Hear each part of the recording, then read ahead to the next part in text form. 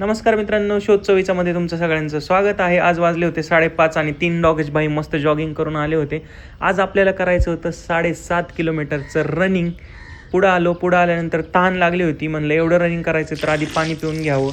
पाणी पिऊन पुढे येतच होतं तोपर्यंत मोरांनी मला गुड मॉर्निंग केलं.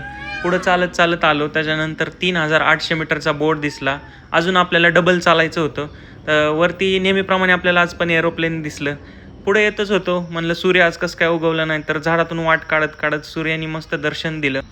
वरती बघतच होतो तोपर्यंत मला हा पक्षी दिसला. ह्या पक्ष्याचं नाव जर तुम्हाला माहिती असेल तर कमेंटमध्ये नक्की सांगा.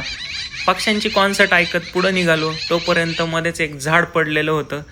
वाट काढत मी आलो पुढं. म्हणलं बदकांचं काय चाललंय आज बघावं, तर हा देवदास बनून बसला होता.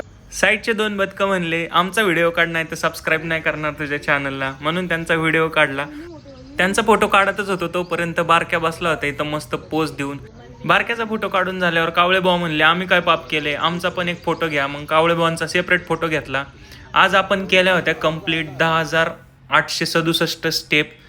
म्हणलं एवढ्या स्टेप म्हणजे किती किलोमीटर, तर विचारलं गुगल बाबाला. गुगल बाबांनी सगळा रिपोर्टच दिला.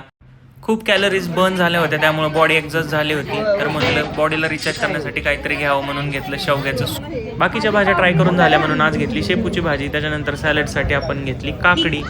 आणि नेहमीप्रमाणे आपण नाश्ता करतोच, आज आपण खाल्ले पोहे.